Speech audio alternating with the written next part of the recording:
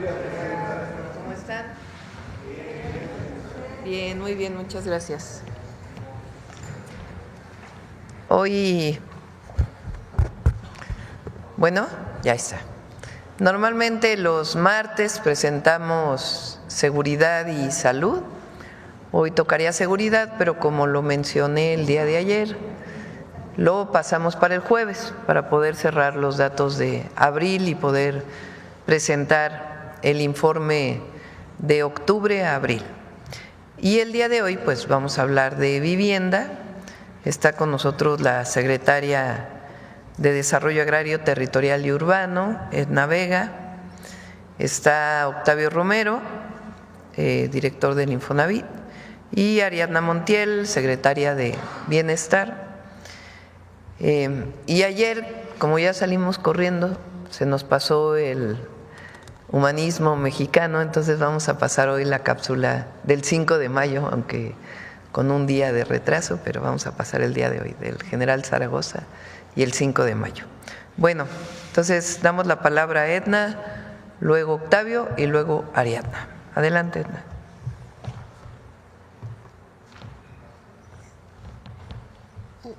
¿Me prestarían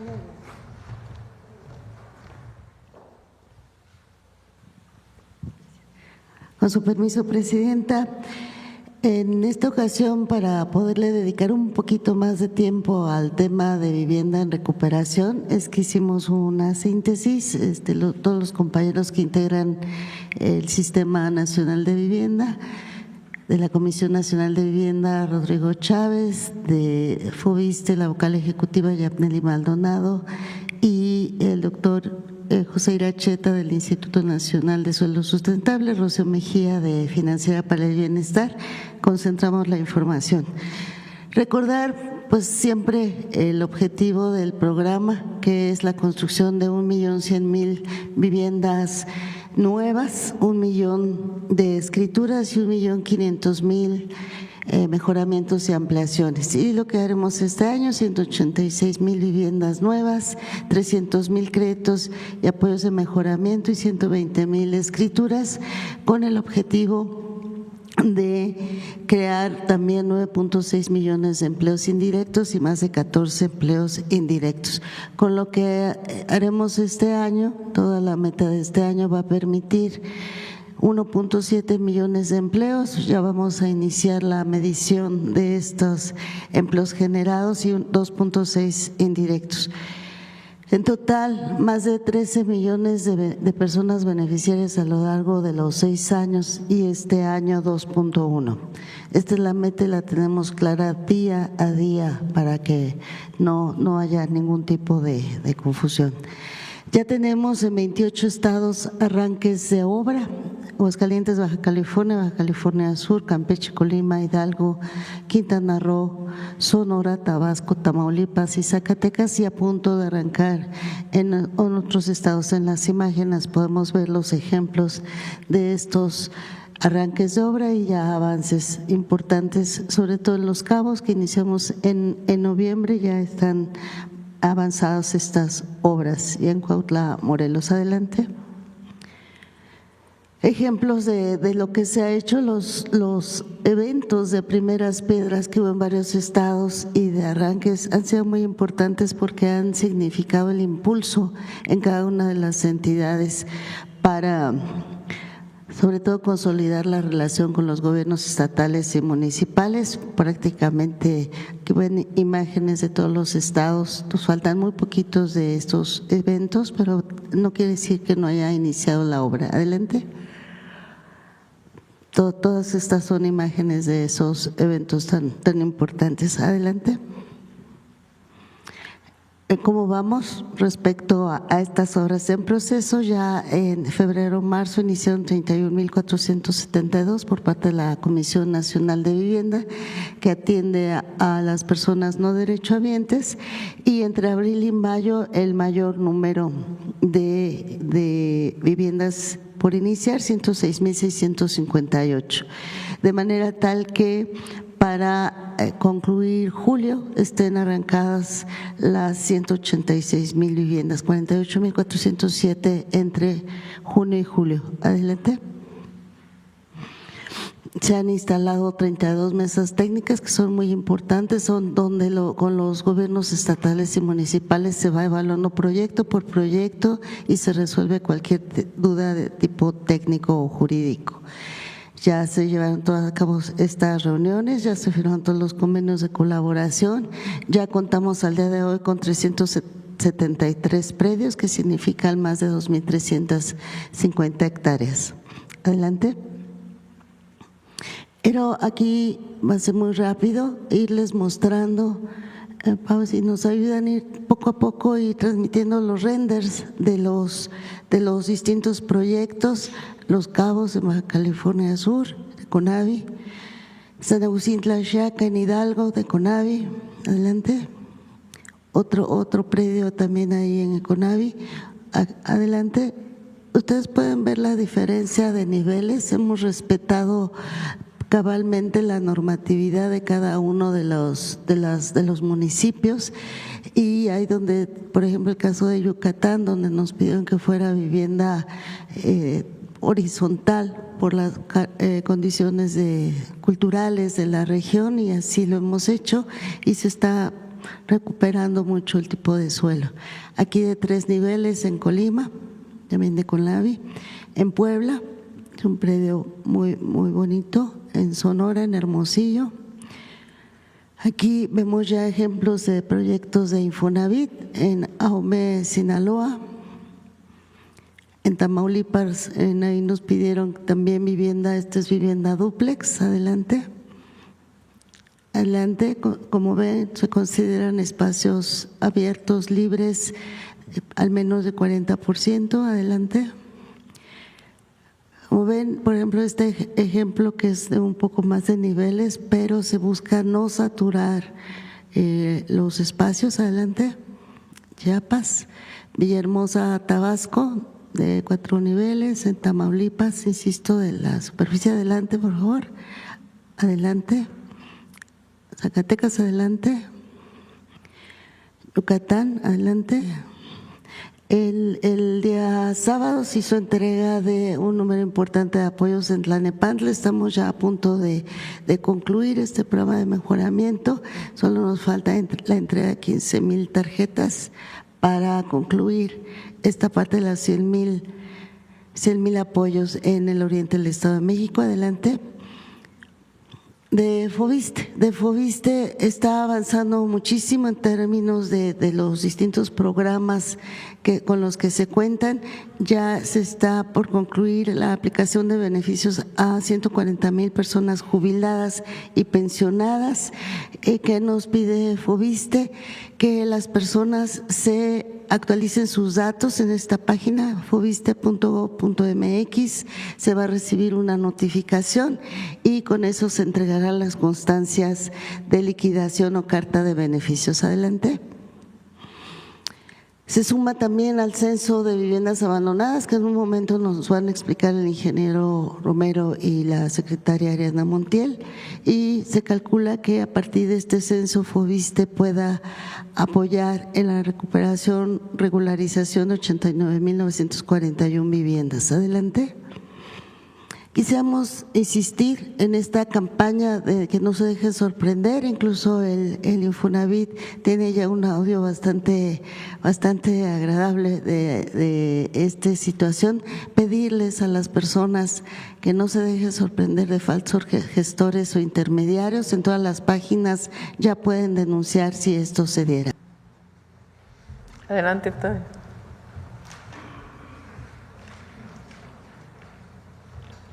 ¿Allá o acá? Permiso, presidente. Adelante. Muy buenos días. Ahí está el micrófono. Buenos días. Vamos a hablar de 3 puntos el día de hoy. El censo de vivienda es uno de ellos, el primero. El otro que tiene que ver con el congelamiento de los más de 4 millones de créditos. Esa es una sorpresa que tenemos ahorita, porque ya son bastante más que 4 millones.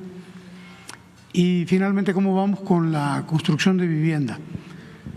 Entonces, iniciaríamos diciendo que debido a las malas prácticas en el Infonavit, en otras administraciones, el diseño principalmente de créditos impagables, la contratación de despachos con prácticas fraudulentas, ilegales, y a las viviendas que se construyeron muy lejos y sin servicios, hoy tenemos un universo de 933,000 viviendas, le hemos denominado emproblemadas en todo el país. La presidenta Claudia Sheinbaum nos instruyó que de manera coordinada con la Secretaría de Bienestar realizáramos un censo para tener un diagnóstico real y poder encontrar soluciones a la problemática. Aquí decir que la Secretaría de Bienestar nada más hace el censo, casi nada. Prácticamente ellos lo hacen todo. Bueno, entonces el objetivo es las 933,000 viviendas emproblemadas y que se componen de la siguiente manera. 131,000 de ese universo son viviendas que están inmersas todavía en juicios masivos, que ya los detuvimos, pero que están en algún punto del proceso jurídico. 131,000. 216,000 ya se les quitó al derechohabiente, pero el Infonavit no puede escriturarlas porque el juicio masivo fue fraudulento. 497,000, casi medio millón,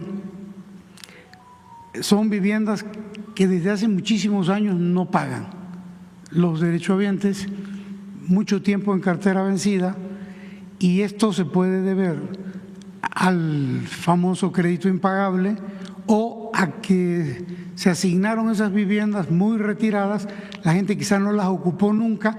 El problema aquí es que el derechohabiente sigue apareciendo con un adeudo, aunque no necesariamente viva en ese lugar. Y 89,000, casi 90,000 viviendas que corresponden al FOBISTE con sus respectivas problemáticas que seguramente son las mismas. La que sigue, por favor.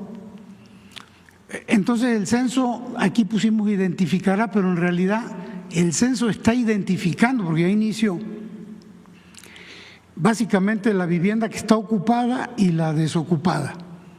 La vivienda ocupada nos va a permitir este censo saber si la está ocupando el acreditado original, si es un tercero con consentimiento del acreditado o si está ocupada de manera irregular. En el caso de la vivienda desocupada, las casas que están abandonadas no las habita nadie y las casas que están vandalizadas. La que sigue, por favor. ¿Cuál es el resultado que llevamos al día de hoy del censo?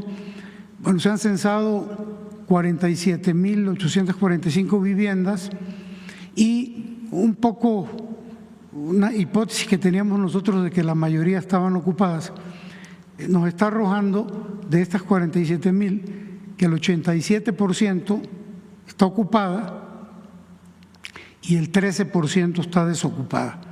La que sigue, por favor. Estos son por estados, estas 47,000. Por ejemplo, en el Estado de México, 5,700, Puebla 4,500, Chihuahua 4,000. En esta proyección, hablando de las 47,000. Si esto agarra tendencia, pues ya sabríamos que poco más de la décima parte son viviendas abandonadas. La que sigue, por favor.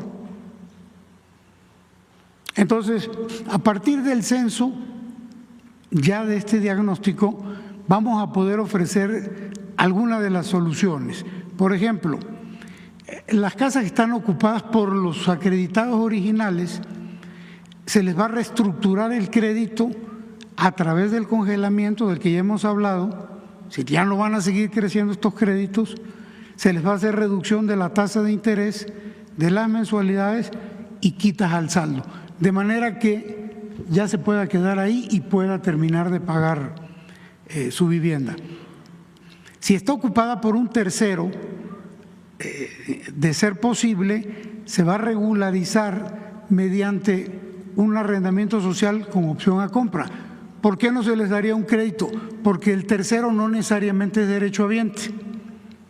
Entonces no le podemos dar un crédito, pero como ya la casa pudiera ser propiedad del Infonavit o ya recuperada, sí la podemos rentar con opción a compra, de manera que no haya necesidad de un desalojo. Y bueno, en el caso de las viviendas desocupadas y o vandalizadas, se va a rehabilitar el inmueble para otorgarse mediante el esquema de arrendamiento social con opción a compra. Aquí pueden entrar jóvenes, jefas de familia, gente que tiene problemas de algún tipo de discapacidad.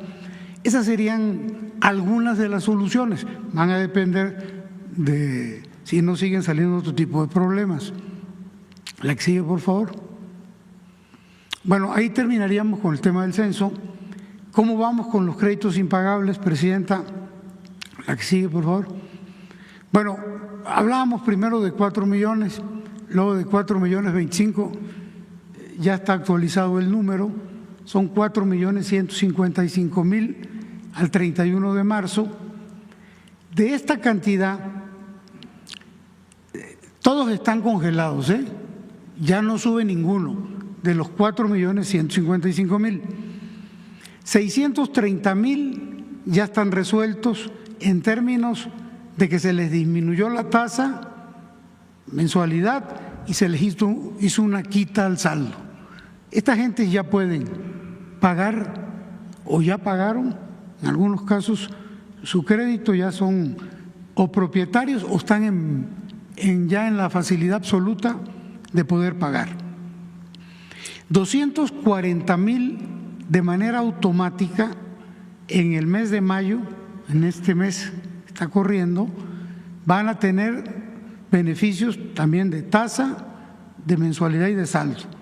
Entonces vamos a sumarle este mes 240.000 a los 630. En el mes de julio, también de manera automática, durante todo ese mes, 500.000 van a tener disminución de tasa de interés al 4% y descuento al saldo y a sus mensualidades. Entonces, en julio ya tendríamos todo este universo resuelto de este total. A finales de este año, a partir del cuarto trimestre de este año, también de manera automática entran 1.700.000 derechohabientes de estos créditos emproblemados. Se les va a disminuir la tasa, el descuento al saldo y mensualidades fijas para que puedan pagar. Y bueno, restaría este 1.085.000 que se están atendiendo. Aquí hay un error, no es desde marzo, casi desde que llegamos, se están atendiendo en las delegaciones. De manera que los 4.155.000 créditos emproblemados, porque esa fue la instrucción de la Presidenta, se resuelvan. La idea es que nadie pierda su vivienda y que todos tengan una opción para poder pagar su crédito y quedarse con su casa de manera justa, porque todo esto que estaba ocurriendo era una situación totalmente irregular e injusta. La que sigue, por favor. Y ahora hablaríamos, ya la última, avances para la vivienda, para el bienestar. Muy rápido. Al día de hoy, Presidenta, tenemos firmados contratos con 11 empresas para desarrollar 21 proyectos de vivienda en estos estados. Son 2, 4, 6, 8, 10, en 2 estados. La suma de las viviendas que ya están construyéndose son 24.844. Esto al día de hoy. La que sigue, por favor. En este mes de mayo vamos a agregar 16 contratos más que adicionan 26.749 viviendas en estos estados. Son 3 por 4, 12 estados más. La suma total a fin de mayo van a ser 51.593 al cierre del mes. Esto significa el 51% de la meta que tenemos este año y esperamos que en lo que resta del año podamos concluir la meta, si no es que un poquito más. Básicamente yo creo que ahí ya termina la… Teníamos una cancioncita, pero no sé si nos dé tiempo. Adelante con la cancioncita. Bueno, esta cancioncita es para alertar a la gente, a los derechohabientes, contra los coyotes. Permiso, Presidenta. Muchas gracias. Bueno, Ariadna. Con su permiso, Presidenta. Como aquí ya se ha informado, nosotros desde Bienestar estamos trabajando en apoyo a Infonavit y a SEDATU para realizar el censo. De manera muy breve, si me ayudan con la presentación. Gracias. Este es el mapa de donde se está realizando el censo. Estamos trabajando en 32 estados de la República, en 255 zonas, regiones de bienestar. Nuestro trabajo se divide en estados y a su vez en regiones para organizar el trabajo. Así lo hacemos para todos los programas y están participando 255 regiones, 1,062 municipios y como ya se ha informado son 842,000 registros que estamos, viviendas que estamos visitando, más lo del FOBISTE, que también ya llegó, y son 1,632 servidores y servidoras de la Nación que conforme a la aplicación viene el padrón y se visita casa por casa, que es la actividad que hacemos para todos los programas. Adelante. Esta es una fotografía de una vivienda abandonada o de un grupo de viviendas abandonadas. Y decirles que esta acción que está realizando la SEDATU y el Infonavit es muy importante porque también va a coadyuvar a la construcción de la paz, el derecho a la vivienda adecuada, pero también hemos caminado y justo en estas zonas donde las viviendas están abandonadas, vandalizadas, pues se presentan delitos. Adelante. Y estas otras fotografías son justo de las viviendas que tienen algún crédito y como ustedes ven están en términos generales en condiciones las familias de una vez que se retire, digamos, las quitas y lo que aquí se ha planteado como un programa de regularización de la vivienda les va a beneficiar mucho a las personas. Y bueno, también decirles que pues estas alertas de tener cuidado con gestores, con intermediarios son muy importantes porque nosotros en esta visita que estamos haciendo recibimos la información de la gente, nos cuenta también cómo han sido estafados por estos intermediarios. Así que, pues, tener mucho cuidado y estamos visitando los domicilios con nuestro chaleco de bienestar característico que es color caqui para que nos identifiquen y que somos quienes estamos realizando este censo y nadie más. Es cuanto, Presidenta. Gracias. Sí. A ver, pon otra vez el número que la lámina que puso Octavio.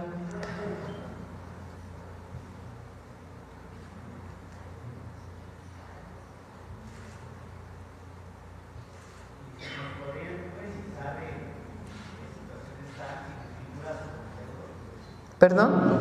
Si nos podría precisar si están sin escrituras o con adeudos estas 600,000. A ver, Octavio, si quieres, de nuevo estás. La pregunta es si están con adeudos. Sí, ¿en qué circunstancias están? Si no tienen escritura. No, la anterior, la anterior, la primera. No, esa. Estas. A ver, tu micrófono, por favor.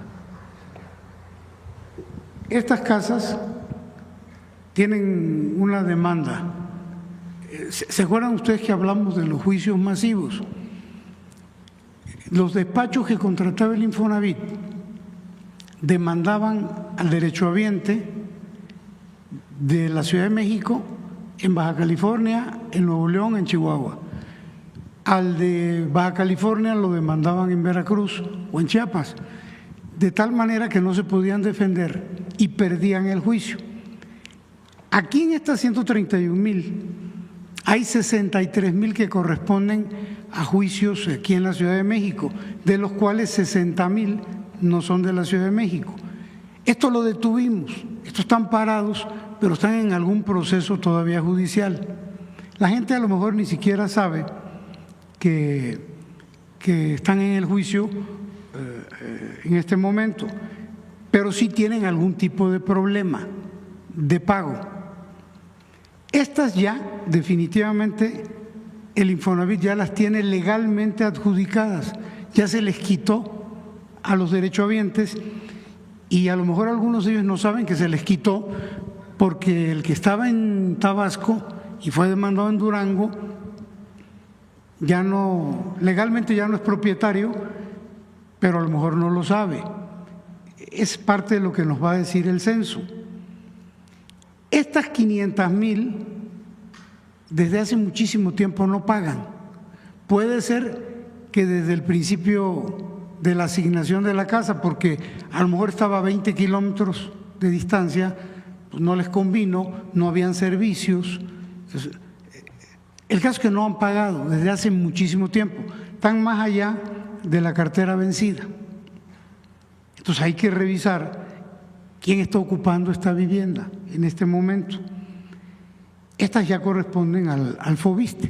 Todas tienen un problema en algún dado momento. No estamos recibiendo ningún tipo de pago y por eso consideramos que están emproblemadas. Son parte de este asunto, ¿no?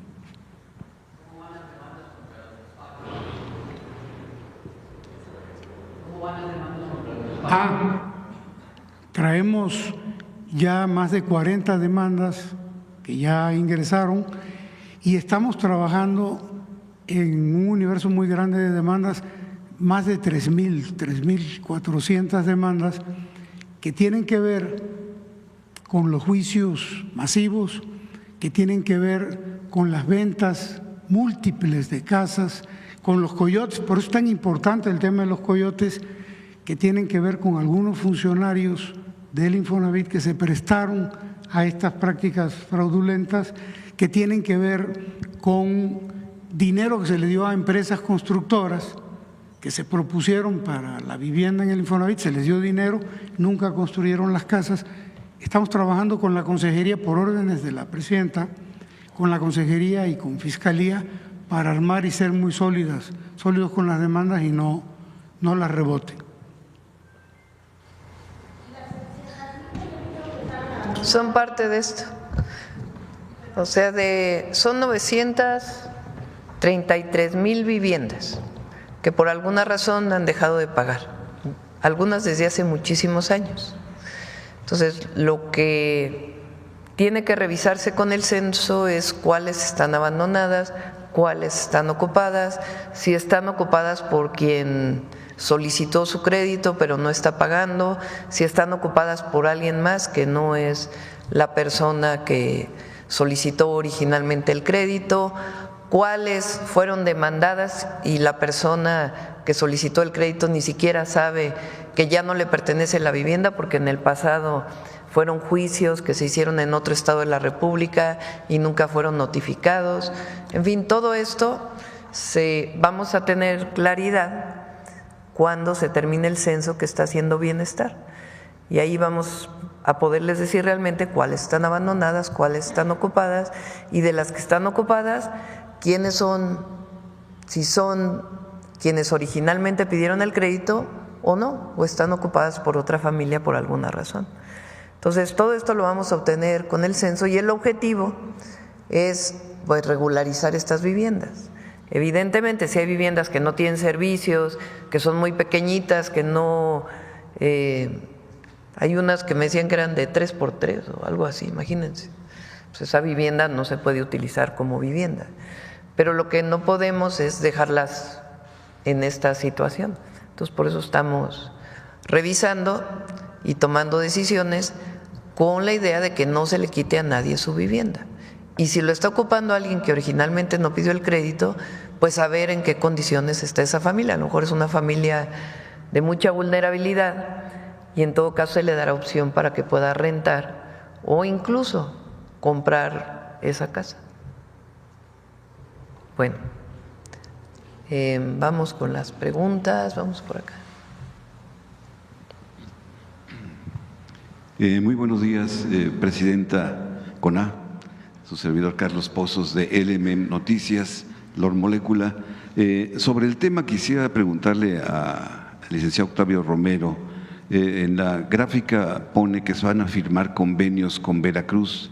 Preguntarle si existe alguna diferencia con la gobernadora actualmente o no hay ninguna diferencia con el gobierno de Veracruz, con Rocío Nale, para que se implemente el programa de vivienda en ese estado. No hay ninguna diferencia. Lo que Rocío nos ha insistido mucho es que ella quiere atender el tema de las viviendas que no están ocupadas, mientras se está construyendo la nueva vivienda de Infonavit o de Conavi. Entonces, pues se está atendiendo todo al mismo tiempo. Bien, inicio con mi primera pregunta, Presidenta. Dando seguimiento a un tema que ha sido ampliamente expuesto desde la administración del expresidente Andrés Manuel López Obrador, es la deuda de Pemex y el pago a proveedores sin solución real, y me permito plantearle la siguiente actualización. De la relación de proveedores de empresas entregada recientemente aquí, solo algunas ya han recibido hasta un doble pago, pero muchas tampoco han recibido ni un solo centavo, como la industria naviera, que está pronto, me dicen, a suspender algunas de ellas actividades por la falta de recursos, empresas como servicios en plataformas y otros proveedores. Aquí presente el exdirector general de Petróleos Mexicanos, Octavio Oropesa, se comprometió públicamente a regularizar el pago de los 1,583 proveedores. A la fecha, los pagos son mínimos, son fragmentados y no representan remotamente un avance significativo. Y el adeudo pues se acumula constantemente, y hay un fenómeno alarmante, es la imposibilidad de facturar adeudos pasados y por la falta de la apertura de COPADES, lo que genera que la deuda crezca más. ¿Apertura de qué? Los COPADES genera una deuda y hace que crezca más, no se puede facturar a través de COPADES, Presidenta. En redes sociales están circulando listas de pagos de deudores y aunque no son oficiales han generado un clima de incertidumbre, especulación, desinformación que es caldo de cultivo para el surgimiento de coyotes que con información falsa o privilegiada cobran comisiones exorbitantes por supuestamente destrabar pagos. Ante esta realidad le pregunto, Presidenta, ¿existe un plan de regularización que sea transparente, verificable, con tiempos concretos? Si usted me lo permite, propongo que mi página web pudiera darse a conocer ahí, porque pues mi página es leída por proveedores de la industria y se dé a conocer esta información. La pregunta también sería, ¿Pemex estaría dispuesto a publicar de manera oficial un calendario de pagos, una lista de empresas beneficiadas para acabar con la opacidad y alimentar la corrupción? Y finalmente, Presidenta, si el gobierno contempla establecer una prórroga o mecanismos de protección para los proveedores que al no poder facturar ni cobrar, pues están en riesgo de quebranto sus empresas en Tabasco, Campeche, Veracruz, Tamaulipas, Hidalgo, Puebla, pues dejando una amplia posibilidad de perjudicar la producción del petróleo de acuerdo a su política energética de extraer 1.800.000 barriles diarios. Y pues esa sería la problemática. No sé de cuándo sea la información que presentas. Estuve en Campeche, no este fin de semana, sino el anterior. Incluso recibí una carta de agradecimiento de la mayoría de los pequeños proveedores de Campeche que ya recibieron sus pagos de adeudos. Se siguió una política, o se está siguiendo una política, que primero fueran los más pequeños que tenían adeudos y después poco a poco ir con las empresas más grandes. Y se está saldando las deudas. Estuve en Campeche, repito, en Tabasco se les está pagando, se está desarrollando los pagos. Entonces, eso sí, ni coyotes en el Infonavit, ni en Fobiste, ni en Pemex, pues eso estamos en contra. Pero se están saldando las deudas. Ves que me dicen que Ciudad del Carmen, por ejemplo, pues ya es una ciudad fantasma que… No, pero alguna información a lo mejor retrasada tienes, porque incluso la propia gobernadora públicamente ahí agradeció en el micrófono. La vez anterior que fuimos públicamente dijo que no se había pagado y esta vez públicamente agradeció que ya se están saldando las deudas y se va avanzando poco a poquito. Se ha pagado alrededor del 60% más o menos. Aquí tengo una relación actualizada de acuerdo pues a los datos que me han proporcionado pues proveedores de diferentes ramas de la industria de Pemex. Si gusta se lo puedo Sí, cómo no, aquí. con todo gusto. Ok. Sí, pero se está saldando, para que no… Y hay transparencia, no hay problema. Perfecto. Como segunda pregunta, Presidenta, asistí ayer a los festejos del 164 aniversario de la batalla de 5 de mayo en Puebla. En ese marco, Alejandro Armenta, gobernador del estado, en su mensaje considera que su presencia en el desfile tuvo mucho simbolismo y que hay que entender y leer entre líneas y saber leer su presencia. El gobernador poblano considera atinada y eficaz la diplomacia de su gobierno, que no significa arrodillarse frente al poderoso país del norte. Destacó que la diplomacia mexicana va acompañada de la lealtad absoluta de las Fuerzas Armadas, del Ejército Mexicano, de la Armada de México y de la Guardia Nacional.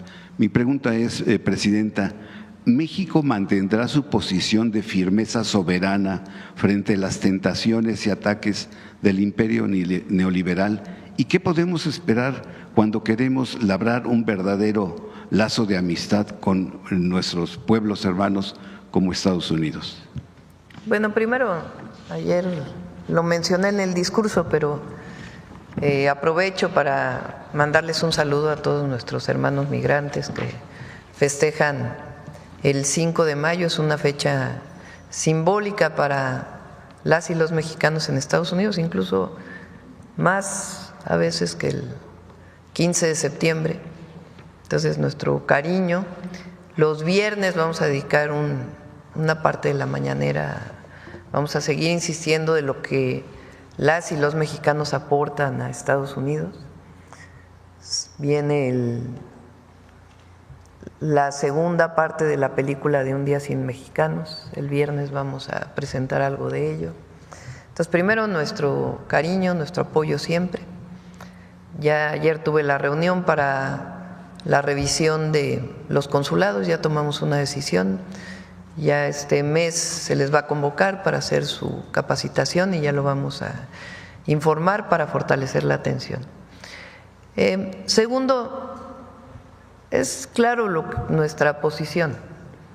Nuestra posición siempre ha sido de defensa de las y los mexicanos, de nuestra soberanía, de nuestra independencia, de nuestras libertades y nuestra democracia, aunque algunos todavía creen que democracia es el dedazo del presidente, como en épocas anteriores.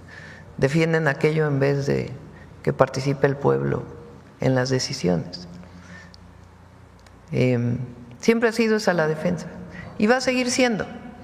Y hasta ahora, con sus características actuales, con la administración del presidente Trump, pero ha habido muy buena comunicación y hasta ahora ha habido respeto. Entonces eso es lo que nosotros siempre hemos solicitado, siempre hemos dicho, y continuar con las pláticas. Día de hoy, por ejemplo, el secretario Ebrard está en Washington, en una reunión con el secretario de Comercio de los Estados Unidos para ver distintos temas que todavía están pendientes y avanzar todavía más. Entonces hay muy buena relación. Entonces no hay fractura en las relaciones con Estados Unidos. No. Hay pues una característica especial de la administración Trump de cómo comunica, el cambio profundo que ha habido en el comercio internacional a partir de su llegada. Eso es obvio, notorio y todo el mundo lo sabe. Ha cambiado la situación económica mundial a partir de la decisión del presidente Trump de poner aranceles a muchos países. En esa circunstancia, México tiene una situación mejor que la de otros países, o menos mala que la de otros países. A mí me gusta decir mejor que la de otros países, por el tratado comercial y también, creo yo, por la relación que hemos establecido y la comunicación. Entonces hay muy buena comunicación y la va a seguir habiendo. Bien, finalmente, Presidenta, una constante y que se espera que se termine con la elección de jueces, magistrados y ministros en junio próximo es el conflicto de intereses que existe entre algunos miembros del Poder Judicial y despachos de abogados. Esto es algo que sucede con frecuencia en el actual sistema judicial. En este espacio, por citar ejemplos, está el caso del señor Arturo Gómez Lara, quien permanece en prisión preventiva en Torreón, Coahuila, desde hace 18 meses. De enero pasado a la fecha, autoridades federales han buscado intervenir solicitando en más de 5 ocasiones el expediente, a lo que se ha hecho caso omiso. Presidenta, el asunto está bajo el control del Poder Judicial de Coahuila y cuyo magistrado presidente es Felipe Meri Ayub, que por cierto participará en las elecciones de junio.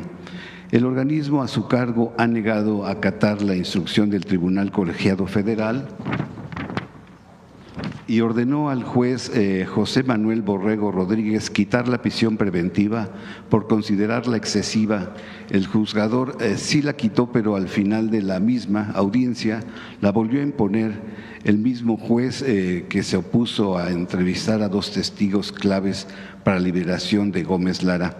La pregunta en sí, Presidenta, a 25 días de las elecciones del 1 de junio, ¿la reforma al Poder Judicial acabará con esos jueces, magistrados, ministros conservadores que tanto han dañado al pueblo de México? Pues depende del pueblo, depende de la gente, por quién va a votar. Lo importante es que va a votar. Por ahí hay otra cancioncita, hoy que estamos de cancioncitas. A ver si…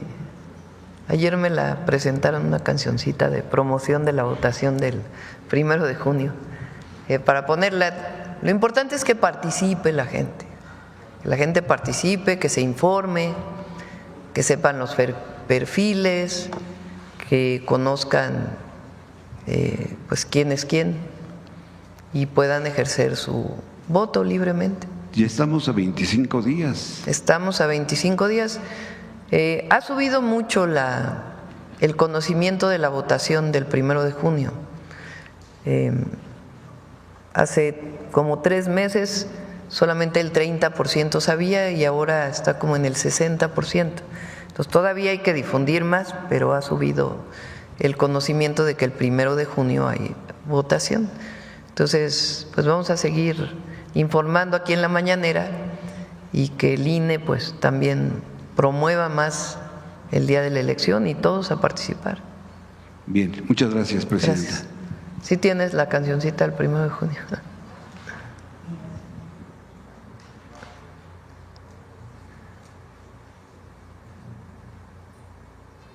Escucha fuerte en todo México.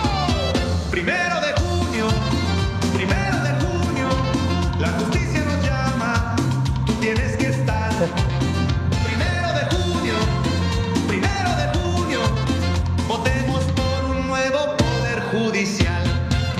Es una elección histórica, no te puedes quedar atrás. México es cada vez más democrático, vamos a participar, honesto y sin corrupción. Así lo vamos a lograr, un poder judicial del pueblo Está buena, ¿no? Le enseñaron a vivir. Justicia para todos, no solo para la Gracias. gente de siempre. Bueno, adelante, vamos acá.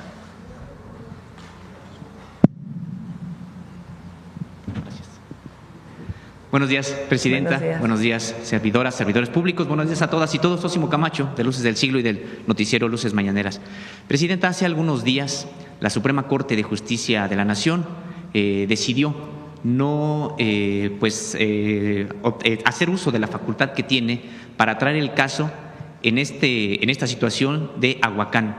Como usted sabe, bueno, pues se trata de esta empresa que mantiene un litigio con el gobierno y el pueblo de Quintana Roo, quienes están procurando o buscando recuperar el agua como bien público y no como mercancía que se encuentra hasta actualmente. Decidió la Suprema Corte no atraer 3 recursos que vendrían precisamente pues a dar una solución definitiva, no obstante que ya hay incluso reforma a la ley del propio Estado, a la Constitución del Estado, y bueno, pues no han podido todavía recuperar, digamos, este bien público como tal.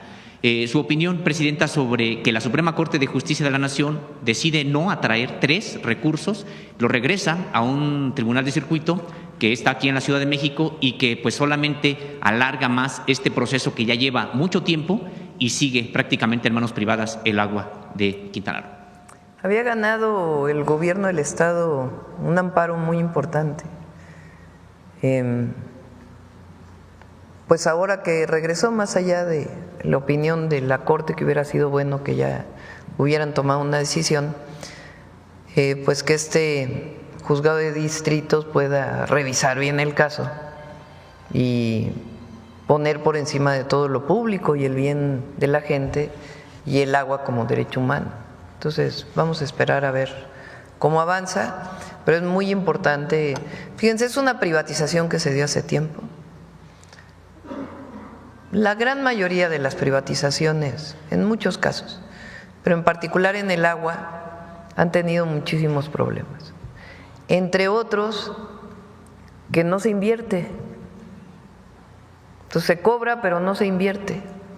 Entonces le cobran tarifas más altas a la gente y el sistema está abandonado.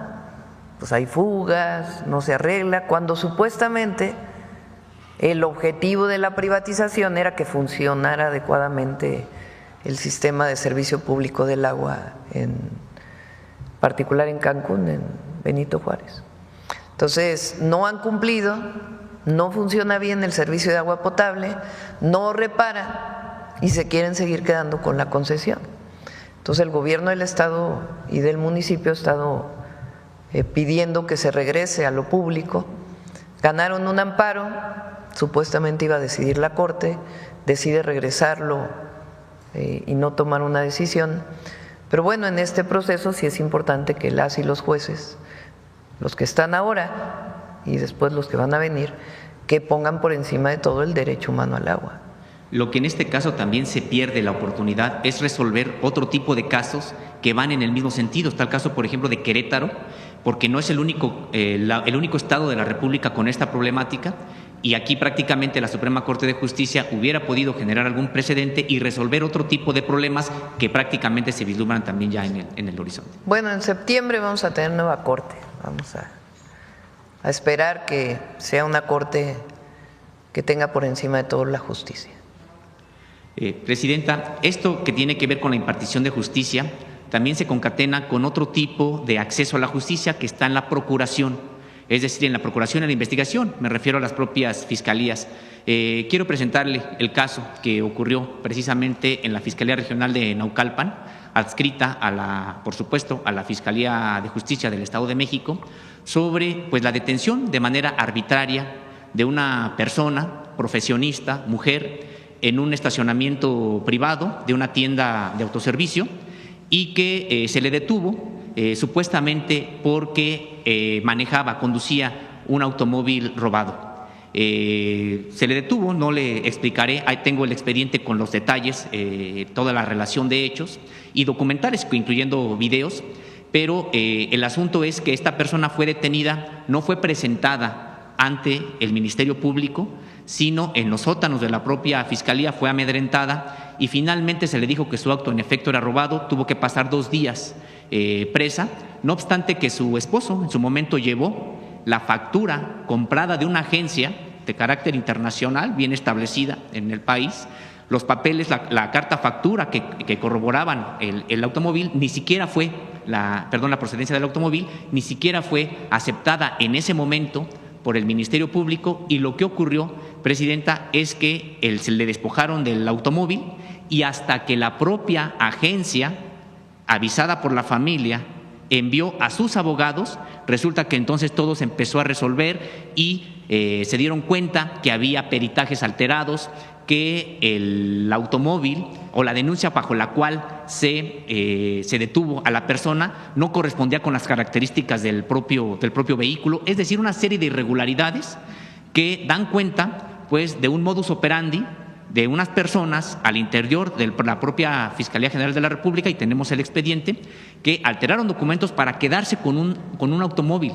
Sin embargo, hasta la fecha, y no obstante que ya se aclaró esta situación y la persona está libre, no le devuelven el automóvil porque primero supuestamente no lo encontraban, y ahora que lo encuentran en una corralón, como coloquialmente se le dice a este depósito de autos, de grúas Pegaso, resulta que pues está sin llave, está desmantelado, está desvalijado. Entonces, Presidenta, por un lado tenemos una reforma para la impartición de justicia que es muy valiosa, que es muy importante, pero por otro lado tenemos una reforma pendiente que implica a las propias fiscalías y a la Procuración de Justicia. Bueno, dividámoslo en dos. En el caso de esta situación, que nos puedas pasar el caso para poderlo revisar, y que en todo caso pues haya de parte del fiscal, si hubo una injusticia, pues las sanciones a quienes cometieron esta injusticia. Y segundo, hemos platicado que vamos a esperar a que pase lo del Poder Judicial y luego ya abrimos pues un espacio de discusión sobre las fiscalías. Pero tienen que consolidarse lo del Poder Judicial para poder pues pasar a otros temas. Gracias, Presidenta. Y finalmente, hace algunos días el gobierno de Estados Unidos reconoció el problema que significa el trasiego de armas de norte a sur. Han señalado que de manera contundente, firme, estarán ahora sí combatiendo el trasiego de armas. Se calcula que en México hay 15 millones de armas de manera ilegal, producto de que durante años ingresaron en una tasa en el sexenio de Felipe Calderón hasta 2,000 armas diarias, es decir, 730,000 armas prácticamente al año. Hoy la tasa se calcula entre 200,000 y 240,000 armas al año, pero se han ido acumulando. Entonces, preguntarle, Presidenta, sobre esta intención del gobierno de Estados Unidos en los diálogos que usted ha sostenido con él, si por fin han asumido que necesitan frenar el trasiego de armas para también quitarles ese poder que han ido adquiriendo el narcotráfico. Sí, es muy importante. Fíjense, porque hay diferencias también. En la época de Calderón, pues fue el rápido y furioso, una terrible irresponsabilidad de que supuestamente iban a pasar armas con chips para ver dónde iban a quedar las armas. Llegaron a México, le quitaron los chips y estuvieron en manos de la delincuencia. Nunca nadie fue sancionado por eso. Ahora nosotros hemos insistido desde las primeras veces de mis llamadas con el presidente Trump, porque él amablemente pregunta ¿en qué les podemos ayudar? Ha sido varias veces su pregunta, ¿cómo les ayudamos? Entonces ha sugerido cosas que para nosotros pues no son aceptables, pero hemos comentado siempre dos temas. Uno, la importancia de atender el consumo de fentanilo pues desde una visión distinta. Por eso él ha aceptado varias veces esta campaña o el reconocimiento a la campaña que estamos haciendo sobre el fentanilo. Es decir, el consumo de drogas no solo es un tema de parar el fentanilo, que estamos colaborando, sino de atención como un problema de salud pública de aquellas personas que tienen adicciones. Y por otro lado, la llegada de armas de Estados Unidos a México. Entonces, es histórico este comunicado que hace el presidente Trump hace 2-3 días de decir mano dura a la entrada de armas de Estados Unidos a México. Y a ver si el jueves pido que se presente la información que tenemos de cuántas armas han incautado del otro lado de la frontera. Y esto es bueno, es muy bueno y habla pues de la buena relación que hay con el gobierno de Estados Unidos, en donde hay colaboración, cooperación, un diálogo permanente en temas de seguridad, con respeto a nuestras soberanías y a la inviolabilidad, vamos a decir así, territorial. Presidenta, es que además del gobierno estadounidense, que identifica incluso con nombres a los cárteles del narcotráfico y también a los integrantes de estos cárteles, nunca ha identificado ni los nombres de los cárteles ni los nombres de las personas que integran a estas organizaciones que trasiegan precisamente armas. Y también preguntarle, desde el lado mexicano, ¿qué se puede hacer precisamente para, dentro de lo posible, frenar este alud de armas que viene de norte a sur? Sobre todo en las garitas, en todos aquellos lugares que son ingreso también, que han sido ingreso de armas desde Estados Unidos a México. Ha habido también una parte muy importante de incautación de armas, así como hay incautación de droga, como hay destrucción de laboratorios de metanfetaminas, permanentemente ya ha crecido de manera importante, está la incautación de armas. Y por otro lado, desde atención a las causas, el programa de Sí al Desarme, Sí a la Paz, que también ha sido muy importante porque son un número muy importante de armas cortas, de fusiles y granadas, de armas largas, incluso granadas se han entregado 2.500 en este son proceso. Más o menos las que ha recuperado estopines, muchos que ha entregado voluntariamente la gente, y eso también es importante. Gracias, presidente. Gracias. A ver acá.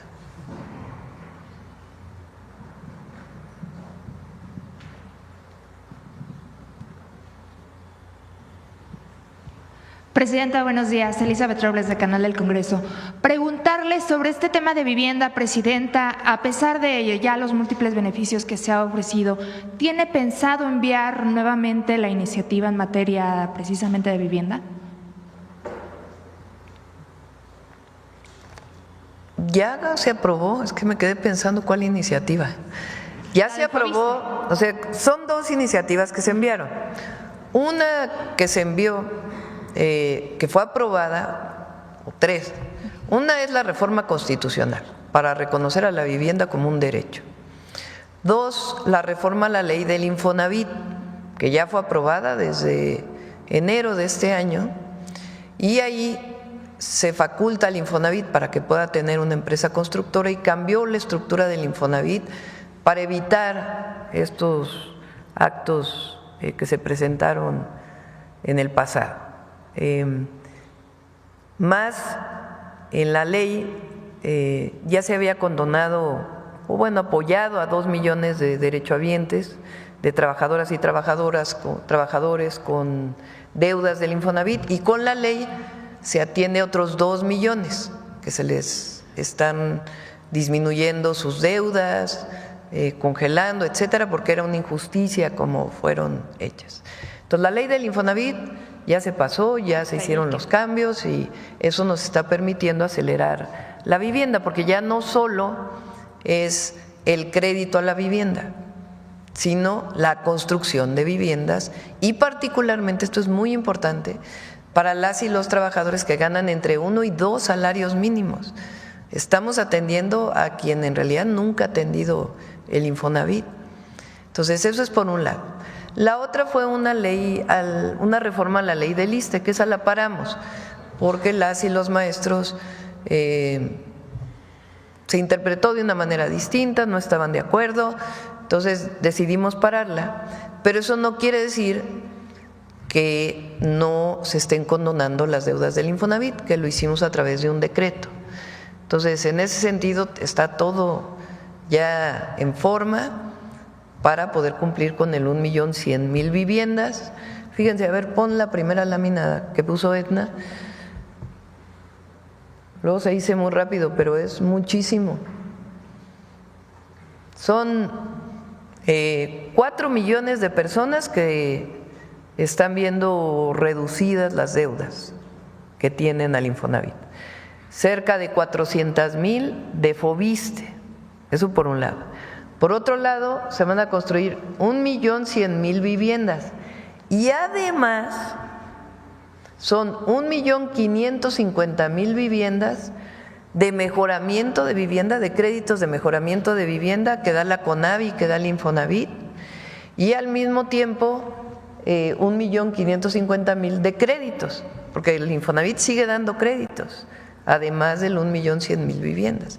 Entonces estamos hablando de 2.650.000 acciones de vivienda en el sexenio. 2.650.000 acciones de vivienda.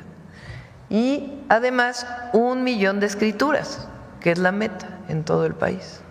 Entonces lo del, o sea, ya está todo lo normativo para que todo esto sea una realidad, y tan es así que prácticamente ya inició la construcción de viviendas en cerca de 20, ¿cuántos estados?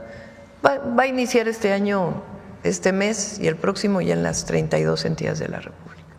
Presidenta, en otros asuntos que atañen al Congreso, quisiera preguntarle cuál es su balance al término de este segundo periodo ordinario de sesiones de ambas cámaras. Pues muy importante la cantidad de leyes que se aprobaron. Vamos a presentarlas en la próxima semana. Desde septiembre de este Congreso, cuántas reformas constitucionales se han aprobado y cuántas leyes se han aprobado. Es una cantidad muy importante. Han estado trabajando muy bien, la verdad, todos los diputados y diputadas, senadores y senadoras. Presidenta, hablando de la presentación de iniciativas, usted nos comentó hace un par de semanas que a mediados de mayo iba a enviar esta propuesta de leyes secundarias para el Poder Judicial. En este paquete de leyes secundarias, la Consejería está considerando presentar alguna modificación constitucional. Esto después de que el coordinador Ricardo Monreal precisara que hay un error en cuanto a la conformación del presidente o presidenta de quien asumirá la Suprema Corte en septiembre. ¿Se está considerando también alguna modificación de este tipo? No, estamos planteando, hasta ahora no, se tendría que revisar en todo caso, pero no. Derivado de la reforma al Poder Judicial, porque la reforma al Poder Judicial tiene que ver con la elección, pero tiene que ver también con otros temas, como por ejemplo la reducción de tiempos para resolver juicios. Por ejemplo, si un juicio mercantil o un juicio por deuda de impuestos que lleva años, ahora la Constitución establece que tiene que resolverse en 6 meses. Entonces, para resolverse en 6 meses, pues hay que cambiar muchas leyes secundarias para que los procedimientos judiciales sean más expeditos. Entonces, tiene que ver con esto y otros temas que están vinculados con la reforma al Poder Judicial. Entonces, todas esas leyes se presentan a mediados de este mes, mediados de mayo, con el objetivo de que haya sesión extraordinaria del Congreso. Hay varias leyes pendientes, están las de la reforma al Poder Judicial, todas las leyes secundarias, está la ley del IFETEL, que va a haber parlamento abierto, ya lo decidió el Senado, está la ley del organismo antimonopolio, que sustituye a la COFESE. Están pendientes también leyes que tienen que ver con la seguridad, varias leyes relacionadas con la Guardia Nacional y leyes relacionadas con el Sistema Nacional de Inteligencia e Investigación y el Secretariado de Seguridad Pública. Entonces son varias leyes y estamos pidiendo en su momento, ya cuando se envíen las del Poder Judicial, pues un periodo extraordinario para que puedan ser aprobadas todas estas leyes, o en su caso, con su modificación que establezca el propio Congreso. Presidenta, finalmente, como cada lunes, el senador Noroña nos ha comentado que se reúnen con usted aquí en el Ejecutivo. Ayer estuvieron en Puebla, tuvieron oportunidad de platicar sobre algunos de los temas a los que se van a hacer modificaciones sobre esta ley de telecomunicaciones esta semana en el Parlamento. Se va a hacer el Parlamento abierto y estamos revisando algunos temas que se han planteado. La esencia de la ley no cambia. En lo que estamos planteando, pero evidentemente no hay nada que tenga que ver con coartar la libertad de expresión. Muchas gracias, presidente. Sí. Acá. Ahora no hubo paridad de género en la primera fila. Gracias, presidenta. Buenos días a todos. Nancy Rodríguez, de Oro Sólido y Empuje Migrante. Presidenta, afortunadamente la Cancillería ya nos hizo llegar el estatus del asunto de los niños, de los 4 niños que les quitaron en Estados Unidos a un matrimonio de hermanos migrantes para poder darle seguimiento. Muchas gracias. Pero lamentablemente, presidenta, la cónsul de Oklahoma, Edurne Pineda, quien encabeza este proceso, dio entrevistas a medios locales allá en Estados Unidos, porque tienden mucho algunos cónsules, en Telemundo, Univisión y en medios locales, donde señaló que es mentira lo que yo le informé aquí en la mañanera y que ella no sabe quién me dio la información, presidenta. Esto es muy lamentable, estas declaraciones. Aquí tengo la entrevista, incluso porque me la mandaron precisamente hermanos migrantes. Le quiero informar, presidenta, que yo tengo comunicación directa con los papás de los niños, incluso aquí tengo sus comunicaciones. Y también, si usted me permite, presidenta, pues decirle a la cónsul que pues que no se preocupe por mí, sino que lo importante es que se aplique para rescatar a estos niños, porque fíjese que sus papás están muy angustiados. No sé por qué negó esta información que di aquí con usted, si lo está confirmando la propia Cancillería. No sé si tenga usted alguna observación al respecto. La Cancillería lo está atendiendo, ¿no? Y se puso en contacto contigo y más allá del contacto contigo, pues de atención a esta situación. Así es. Gracias, presidenta. También el programa, la semana pasada tuve comunicación con algunos diputados migrantes, presidenta, y me hicieron favor de ponerme al teléfono al señor Baldomero Capis. Él es el líder de los jornaleros, presidenta, del Fondo de Ahorros de Campesinos de los Braceros, que se fueron a Estados Unidos después de la Segunda Guerra Mundial. Fíjese que yo no tenía conocimiento en detalle de este asunto. Seguramente usted sí conoce bien el caso. Son trabajadores que se fueron a ayudar a Estados Unidos después de la Segunda Guerra Mundial en el área del campo y también en los trenes allá en Estados Unidos. Se les dio alojamiento y comida y su pago correspondiente, pero no sé por qué se les descontó 10% que se depositó en un banco en Estados Unidos, pero posteriormente Estados Unidos envió todo ese dinero a Banrural, al gobierno de México, y no se les entregó, nunca se les entregó a estos braceros. Es este movimiento que le digo que yo no lo conocía, ya hablé con el señor que es uno de los líderes, y en 2008 la Suprema Corte falló a su favor, pero es fecha que no les responden, presidenta. Entonces ellos pues piden una audiencia con quien usted les indique, sobre todo, como dicen ellos, por justicia, para recibir incluso hasta paulatinamente tal vez este pago, porque ingresó al gobierno mexicano, pero nunca se les entregó. Lo revisamos con todo gusto. ¿Sí? Ok. Sí. Es todo, presidenta. Gracias. A ver acá. Gracias, buenos días, presidente. Abel Cuapa, de Capital en Puebla. Preguntarle, solo abundar en ese tema de la elección judicial ya el próximo 1 de junio. También nos han documentado casos de candidatos que están, en el crimen organizado supuestamente, están demandados por agresiones de otros delitos. Saber su panorama, cómo usted se percibe esta situación, tomando en cuenta que ya viene la elección el próximo 1 de junio. Pues ya di mi opinión sobre eso. Si hay algún caso de esta situación, pues que resuelva el INE o el tribunal. Pero 99.999. Okay. Es decir, la gente va a saber por quién elegir. No hay que tenerle preocupación a la elección. El pueblo está consciente, sabe de qué se trata, está informado. Aunque a algunos no les guste, no les gusta a muchos que el pueblo decida, pero para eso llegó la transformación, para que el pueblo decida.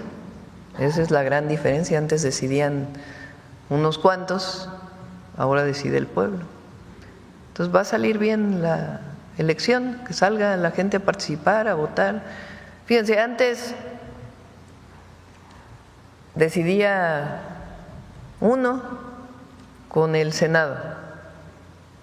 Y si antes de la reforma al Poder Judicial, ¿quién decidía quiénes eran los ministros?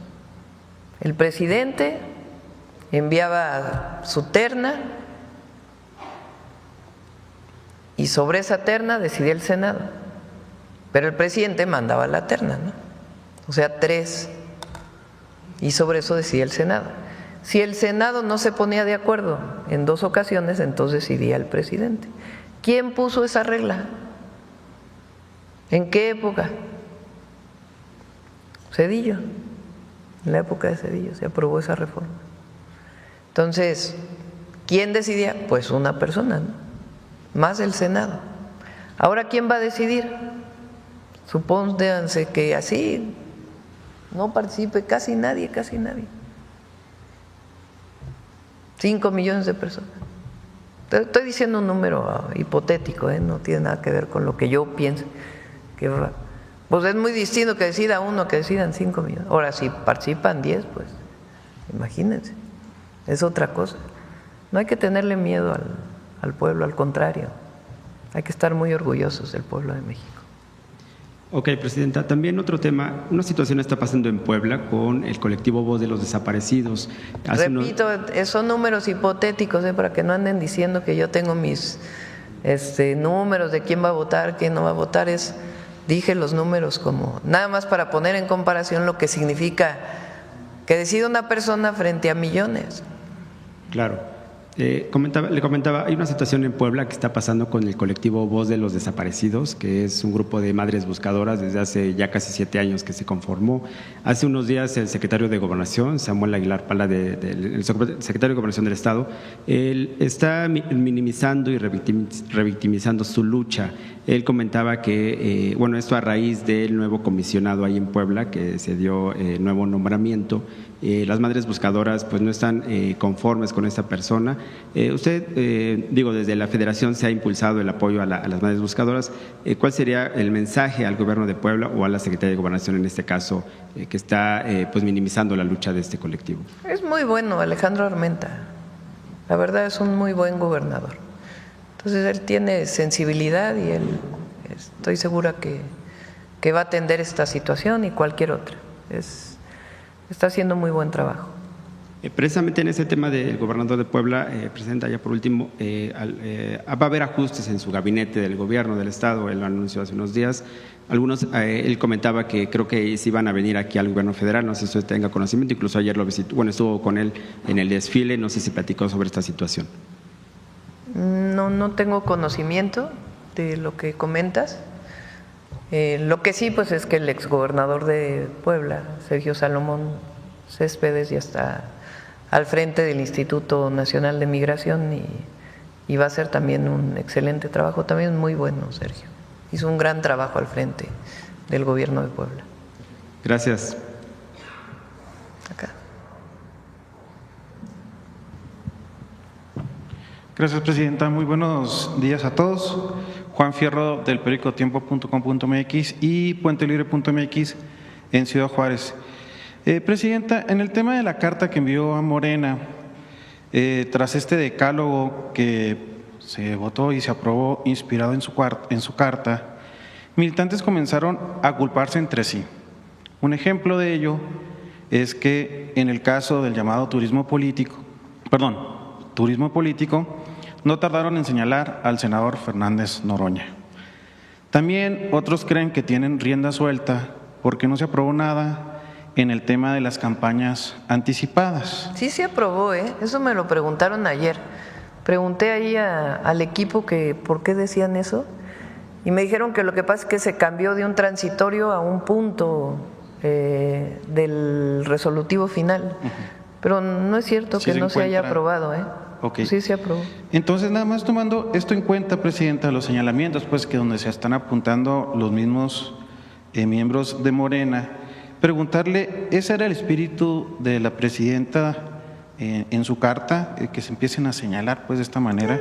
Mira, ¿Y cómo debe permear, el decálogo en los militantes? No, es normal pues que haya debate, que haya discusión, qué bueno.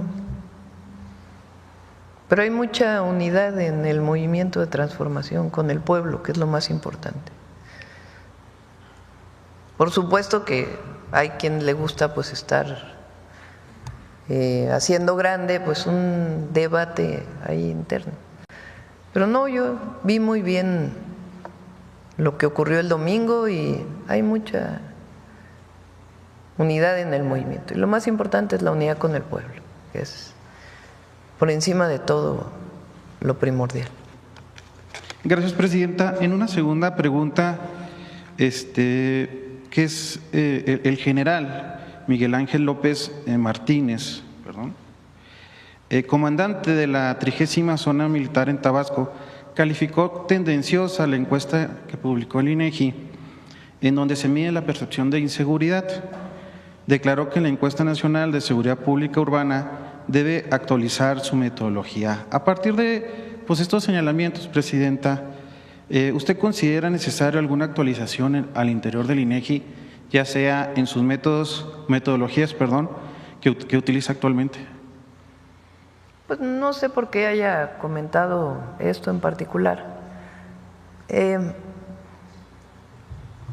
A veces hay resultados en seguridad en un mes y la percepción o las encuestas tardan 2, 3 meses o la ciudadanía tarda 2, 3 meses más allá de la encuesta en reconocer la tendencia de disminución, no es algo automático y es natural. Pues si hubo una situación de inseguridad y va bajando, pues la gente de todas maneras tiene el recuerdo de lo que está pasando, no es algo que pase automáticamente. Pero Tabasco se está haciendo un muy buen trabajo, el gobernador está haciendo, también Javier todos nuestros gobernadores son de primera y Javier May pues es extraordinario. Y ahí hubo un cambio en el gabinete de seguridad, así lo consideró el gobernador y ha bajado bastante el número de homicidios y otros delitos. Entonces se va a ir reconociendo por parte de la ciudadanía este trabajo que tiene que hacerse de manera constante.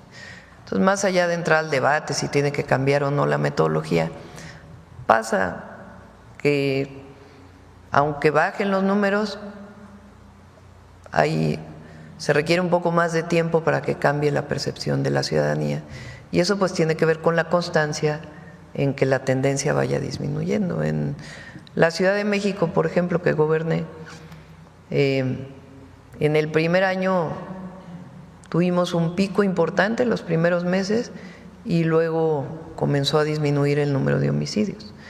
Y fue hasta el segundo año que ya comenzó a cambiar la percepción de la ciudadanía de que en efecto la ciudad era cada vez más segura. En el 2018, 98% de las personas consideraban que la Ciudad de México era insegura. En el 2024 ya 56%. O sea, hubo una disminución o una mayor percepción de seguridad. Pero lleva su tiempo también que haya un reconocimiento de la ciudadanía de que las cosas están cambiando. Gracias, presidente. Gracias, Presidenta. Esteban Durán, Vanguardia Veracruz. Presidenta, hay un grupo de veracruzanos que llegó hasta la Ciudad de México, pertenecientes al movimiento chinanteco de Veracruz, quienes demandan se tomen la negociación para consolidar el plan de justicia de la nación chinanteca en Uxpanapa, ya en Veracruz. Este fue anunciado en abril de 2003, sin embargo mencionan que ha sido detenido por el Instituto Nacional de los Pueblos Indígenas. Entonces demandan su participación, su colaboración para que ellos puedan tener este plan. Por aquí anda Adriana y si no el equipo para que se les atienda. Sí, gracias. Y aprovechando, Presidenta, que está la titular de la SEDATU, igualmente posicionarios del poblado Maclovio Rojas, esto ahí en Tijuana, se quejan o señalan que la secretaria de Gobernación, Rosicela Rodríguez, se comprometió a entregar 400 títulos, esto fue el 22 de diciembre de 2024. De esos 400 solamente llegaron 40 y de esos 40 manifiestan que la mayoría fueron con datos falsos, medidas, números, calles, secciones que no existen. Se comprende un error en algún dato, pero dicen que 40 no lo son. Desde la entrega de esos títulos en manos a los posicionarios por parte de funcionarios de la CEGOP, la directora del RAN de Ensenada y gobierno del estado de Baja California, pues nadie se ha comunicado con ellos a partir de que les entregaban esos títulos de propiedad. ¿Cuándo se cumplirá este acuerdo de 400 títulos a estos posicionarios? ¿Me permite, Presidenta?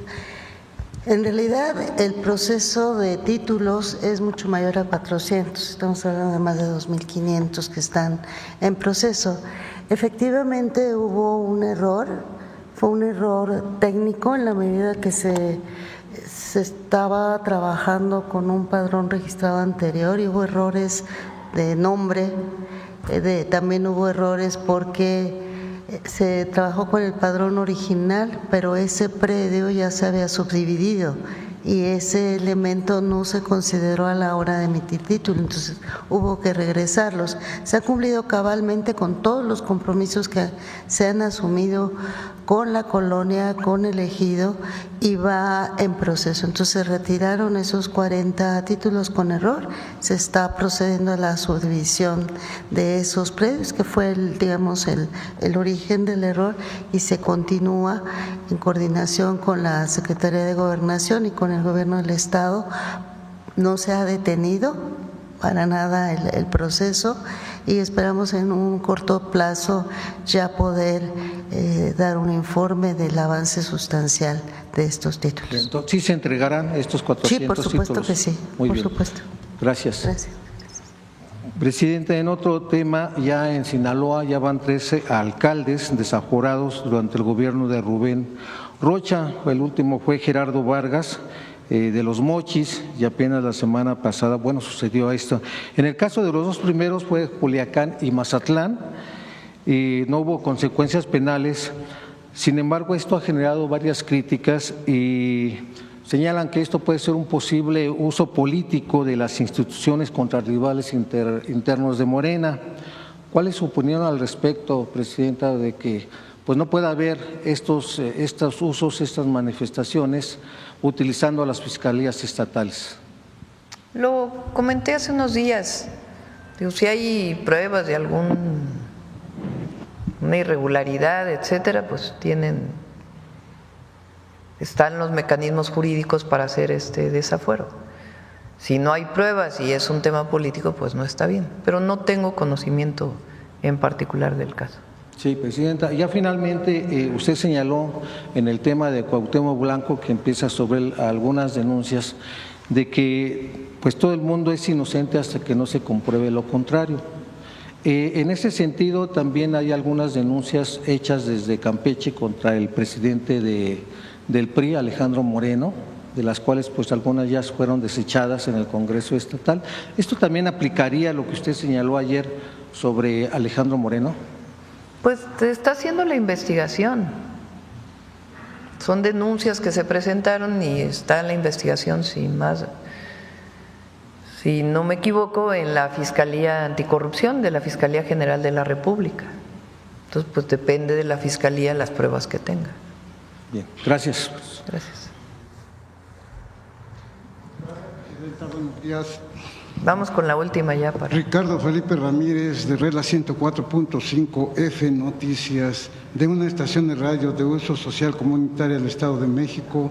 Tal parece que en México aún se sigue fabricando carpetas de investigación contra gente inocente sin que se investigue a profundidad cada caso, que llevan a muchas personas a ser privadas de su libertad injustamente, pasando así muchos años en la cárcel por delitos que no cometieron. Puede ser el caso de dos jóvenes, los hermanos Iván y Noel Viveros Navarro, quienes fueron detenidos desde el pasado 5 de septiembre del año 23, acusados injustamente del delito de secuestro agravado y desaparición de persona. La mamá de ellos, la señora Edith N., pide a la presidenta de México, licenciada Claudia Sheinbaum Pardo, así como a la licenciada Rosicela Rodríguez y al licenciado Omar García Harpus, para que se realice una exhaustiva investigación para que sus hijos son señalados inicialmente de secuestro agravado, posteriormente y desaparición de personas. Pero ella dice que tiene pruebas y testimonios contundentes de la inocencia de sus hijos. Ambos fueron trasladados ilegalmente y maltratados durante su detención en Baja California sin ser informados de los cargos ni mostrarles orden de aprehensión alguna. Lo revisamos.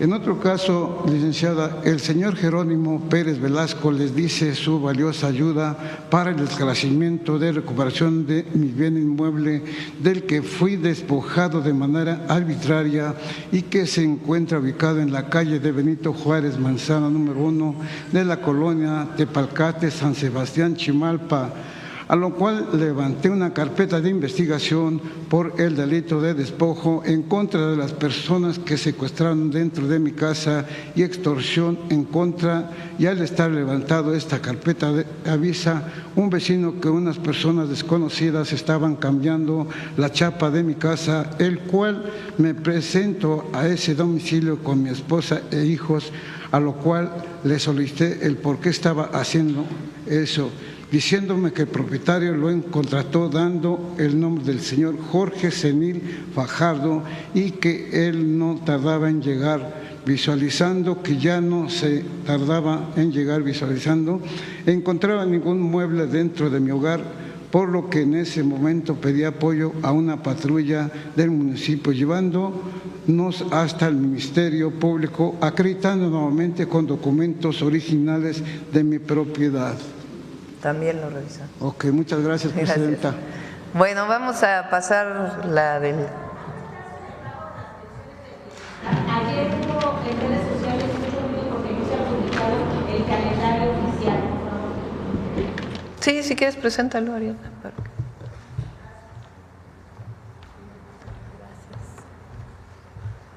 Muchas gracias. Regularmente pagamos los primeros días del mes, solo que ahora se atravesó el 1 de mayo y el día 5, que son inhábiles para el sistema financiero, y el depósito va a caer a partir del día de mañana y hasta el día 30. ¿Sí? ¿Nos ayudan con la presentación? Gracias.